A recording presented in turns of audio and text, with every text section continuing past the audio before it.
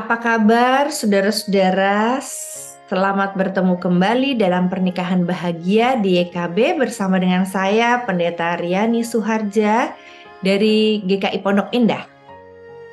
Pertanyaan yang diajukan kepada saya dalam pernikahan seperti ini, saudara-saudara. Kak, kenapa ya pasangan saya itu kok tampak kekanak-kanakan sekali? Pasangan kekanak-kanakan.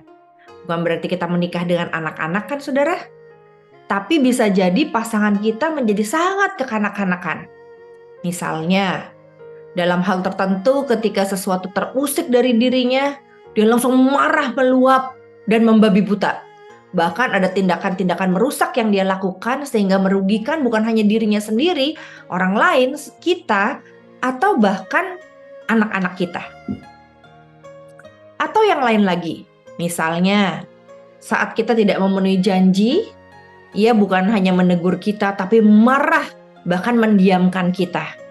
Sehingga akhirnya selama 1 jam, 2 jam, bahkan sehari, 2 hari, seminggu, dia mendiamkan kita seperti tampaknya kita berada bersama dengan orang asing di rumah.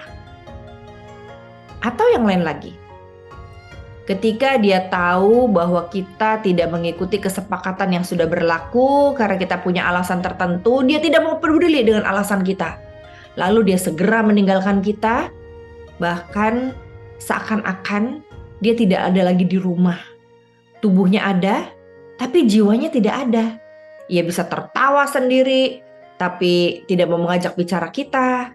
Atau dia begitu akrabnya dan penuh cinta kepada orang lain, tapi tidak kepada kita. Nah, kalau kita menghadapi orang yang kekanakan seperti itu, bagaimana ya?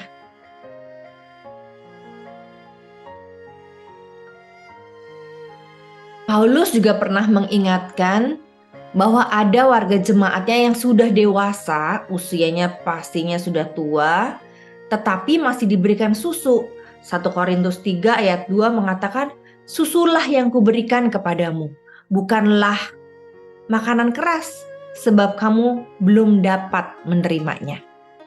Berarti ada loh saudara, orang-orang yang usianya sudah dewasa, tetapi dia masih membutuhkan makanan spiritualitas seperti seorang bayi. Nah, bagaimana dan mengapa itu terjadi? Yang pasti kekanak-kanakan bisa terjadi dalam diri orang dewasa, saudara dan saya. Kenapa? Karena rupanya sebagian pasangan itu kehilangan cinta pada waktu dia masa kecil. Sehingga dia merasa pasangannya lah yang sekarang wajib harus memenuhi kebutuhan cintanya yang terhilang di masa lalu. Ibaratnya cari mamah baru atau papah baru di masa kini. Nah, bagaimana saudara memenuhi kebutuhan mamah dan papah baru ini? Memang idealnya kita menikah dengan seorang dewasa yang sudah tidak perlu lagi cinta kasih yang banyak dan tumpah dari ayah dan ibunya, karena ia sudah puas diberikan cinta yang berlebih itu dari ayah dan ibunya. Sehingga ketika ia berpasangan, yang dia perlukan hanyalah orang-orang yang bisa diberikan cinta, diluapkan cintanya, sehingga orang-orang itu puas akan cinta yang Tuhan beri melalui dirinya.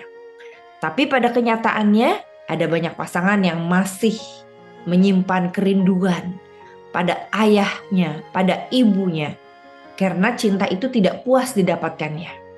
Bagaimana cara memenuhi kebutuhan itu? Jikalau saudara termasuk orang yang memiliki kedewasaan di dalam iman, spiritualitas, emosi, dan kebutuhan cinta saudara sudah terpuaskan, maka tugas dan peran saudara adalah memenuhi kebutuhan cinta pasangan sekalipun belum tentu bisa penuh 100%. Bagaimana cara memenuhinya? Saudara tahu tentang bahasa cinta dari Gary Chapman? Tanyakan apa yang dia perlukan. Penuhi yang dia butuhkan pada waktu yang tepat dan sesuai dengan kebutuhan dan keinginan hatinya. Bukan itu saja, tapi Pasangan-pasangan yang masih kekanak-kanakan itu berarti belum keluar dari pengalaman masa lalunya yang menyakitkan. Nah, ajaklah pasangan kita untuk berpulih, menerima, mengampuni, dan berbicara kepada orang tua di masa lalunya dalam bayangan atau benaknya, sehingga ia bisa menyelesaikan masa kanak-kanaknya yang menyakitkan itu bukan hanya dengan pengampunan, tapi sebelumnya dengan percakapan yang intim. Anggap saja saya menjadi ibunya dan pasangan saya menjadi anak yang tidak dipenuhi kebutuhan ibunya. Maka saya bisa bicara kepada anak saya atau pasangan saya dalam hal ini, "Oke, Mama minta maaf karena dulu Mama lebih sibuk bekerja dan memilih pekerjaan Mama sebagai yang lebih prioritas dibanding kamu. Maukah kamu mengampuni Mama?" Saudara, percakapan imajiner seperti itu sangat membantu pasangan kita yang kekanak-kanakan atau menyimpan masa kanak-kanak yang melukai untuk pulih dari masa itu. Dan yang ketiga, selain membereskan masa kanak-kanaknya, kita juga bisa memberikan contoh. Karena seorang anak itu bisa belajar dari imitasi.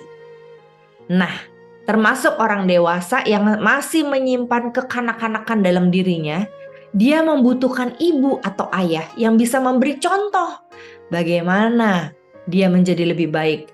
Misalnya, contoh berkata-kata secara halus, contoh mengampuni, contoh menerima apa adanya, contoh memberinya kebutuhan seperti mengambilkan pisau, mengambilkan sendok, mengambil garpu untuk yang dibutuhkan dia saat itu. Atau menyediakan vitamin, memberikan bantal untuknya saat ia membutuhkan untuk tidur, dan sebagainya. Itu sebabnya ada orang yang mengatakan, "Duh, pasangan saya tuh kekanak-kanakan banget deh, kayak anak kecil. Masa begitu aja mesti diambilin?" Itulah cara memenuhi kebutuhan kanak-kanaknya di dalam diri seseorang. Nah, pertanyaannya apa saja nih saudara yang perlu kita penuhi, yang sangat dibutuhkan secara mendasar? Pada dasarnya saudara, setiap orang membutuhkan cinta. Dan cinta itu diberikan oleh orang tua sejak pertama kali dia lahir atau dalam kandungan. 3 cinta yang menurut orang Yunani diberikan dan dibutuhkan, diberikan oleh orang tua, dibutuhkan oleh anak-anaknya sejak kecil adalah yang pertama, cinta yang mengampuni dan tidak terkondisi. Itu berarti cintailah pasangan, ampunilah dia, dan buatlah dia merasa bahwa ketika dia bersalah, dia tidak akan ditinggalkan oleh pasangannya.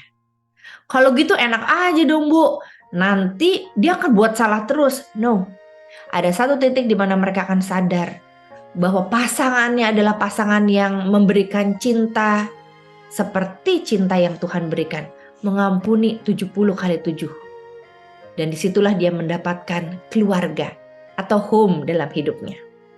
Yang kedua, bukan hanya cinta mengampuni dan tidak terkondisi atau unconditional, tapi juga cinta yang menempatkan pasangan kita lebih utama daripada kebutuhan diri kita sendiri. Mestinya saudara ini diberikan oleh orang tuanya. Misalnya, ketika anaknya sakit, maka orang tuanya tidak tidur, mendahulukan untuk menjaga anaknya ketimbang dia tidur, terpulas, dan membiarkan anaknya kesakitan. Nah, cinta yang menempatkan anaknya lebih utama dibandingkan kepentingan dirinya sendiri adalah cinta yang biasanya diberikan orang tua. Kalau orang tuanya atau orang tua dari pasangan kita belum memberikan itu, berikan itu kepada pasangan. Dia sangat membutuhkannya dalam segala keadaan. Dan yang terakhir adalah cinta yang disebut dengan cinta filia, cinta yang terbuka dan percaya. Setiap orang tua diberikan panggilan oleh Tuhan untuk terbuka dan percaya, menerima keterbukaan dan percaya pada anaknya. Tapi apa daya, tidak semua orang tua memahami cinta filia seperti ini yang dibutuhkan oleh anak-anaknya. Dan jadilah pasangan kita hidup tidak dipercaya dan merasa tidak ada yang bisa membuatnya terbuka pada siapapun.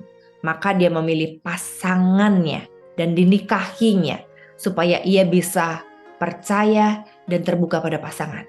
Jadi Apakah kita mau menyediakan diri sebagai pasangan yang memberikan semua itu? Roh Kudus akan menolong saudara menjadi pasangan sekaligus orang tua yang dibutuhkan oleh pasangan kita, yang dalam 1-2 tertentu kekanak-kanakan dan memiliki kanak-kanak masa lalu yang menyakitkan.